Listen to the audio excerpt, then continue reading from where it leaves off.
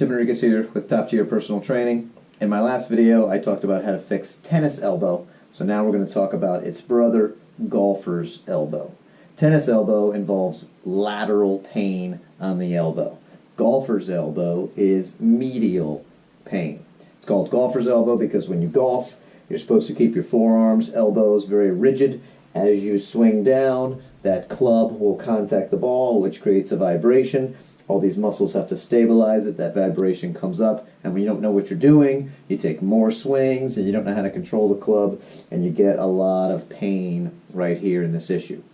Tennis elbow, we mentioned, was dealing more with the forearm extensors, things that open up your fingers, things that extend your wrist.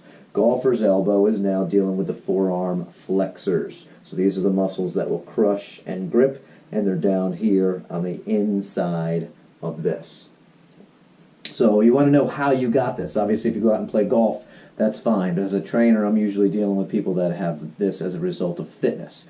It's usually a result of improper programming. Too many back exercises that are done with the palms up, things like chin-ups, things like reverse grip lat pull-downs, 45-degree rows, and then combined with a lot of bicep exercises that are also done palms up. A barbell curl, an easy bar curl, dumbbell curl, cable curl, all those kind of things tend to emphasize this area. And particularly if you don't let your body rest, for example, if somebody does chest and back on one day and then biceps and triceps on the next, and then they repeat that, so now they're actually doing 4 days. Well, on every time you do back, you're working your biceps. When you do biceps, you're working your biceps. So it's pretty easy for this area to get overtrained. So what do we need to do? Well, the first thing you need to do is stretch out this area. You're getting all these little adhesions in here, and they've got to be opened up. My two favorite stretches for this is the prayer stretch. So you're going to put your palms together, you're going to drop your hands down, raise your elbows up, and then you're going to push one finger to one side, one finger to the other side. Okay, and go back and force those elbows up and hands together. Okay, when they're real tight, it's going to look more like this. The other thing we can do is a a push-up position, but instead of that push-up position where you're down like this, you're going to turn your hands around so that the ground was here. You're like this. Start with your elbows bent, extend into them, and then lean back towards your feet. That's really going to stretch this out. In a pinch, you can just do what I'm doing right here, which is pull these back, kind of rotate the fingers around a little bit so we get that stretch. But as we're in here, pull back. So we need to stretch out, right? You stretch a muscle by doing the opposite of its action. So these muscles clench your fingers and clench your wrist. So we have to do the opposite. We have to let them extend, and you also want to get those fingers to open up. And ideally have that elbow be reasonably straight at the same time.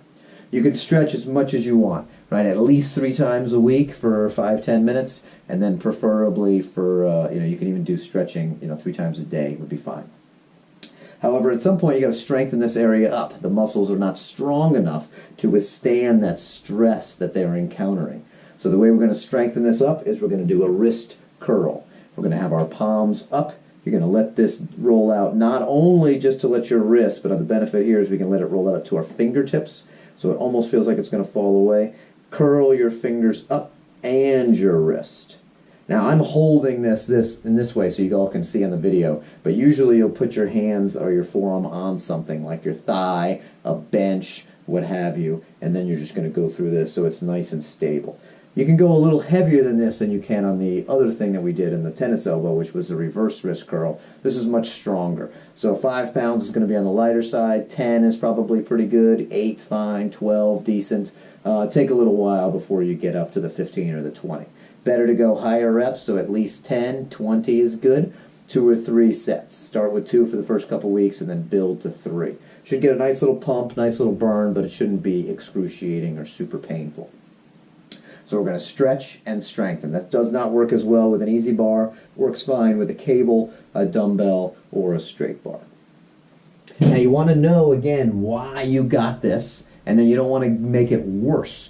Okay, so what you're not going to be able to do, the things that are going to hurt when you have golfer's elbow from a gym point of view are going to be anything with the palms up, training the pulling muscles, which again is your lats, your back, and your biceps. So things like, obviously a bicep curl, especially with a straight bar, tends to really hurt a lot. The easy bar gives a little bit of relief, but it depends what the angle of camber is there. But then what you'll find is if you do a hammer curl or if you do a reverse curl, you have no pain at all. And suddenly your strength is totally back to normal. So in the short term, you're going to want to still train, still get some blood in there, but you're going to want to shift the emphasis away. So you're going to want to make your back exercises either neutral grip or pronated, palms down. So things like a lat pull down are going to be good. Things like a cable row should be pretty decent. Pull-ups, if you're good enough at those and they don't stress you out. So that's all going to work. And then for biceps, same thing. We're looking at a hammer curl, a rope cable curl, a reverse curl. But keep in mind, if all you do is suddenly just switch to that and you do those for several months really intense, you might start to develop tennis elbow. When you have golfer's elbow and tennis elbow at the same time, that sucks. So you don't want that. So you want to catch this before it gets bad. You don't just want to work through it and feel that kind of pain. You can wear a wrist wrap to give you a little bit of support. A tennis elbow wrap can actually help with golfer's elbow as well. You may want to shift where you feel that kind of point of tension. Just putting something on your hand if it's bad, just reminding you not to use it in everyday kind of life in that motion.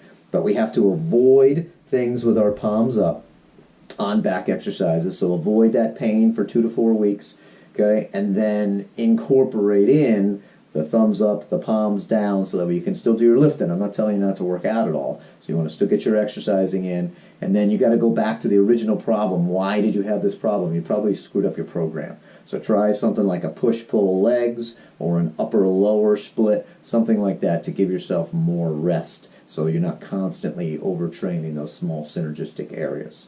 So that's how you're going to cure golfer's elbow in 5 minutes or less. Good luck with it. If you have any questions, post it in the comments below.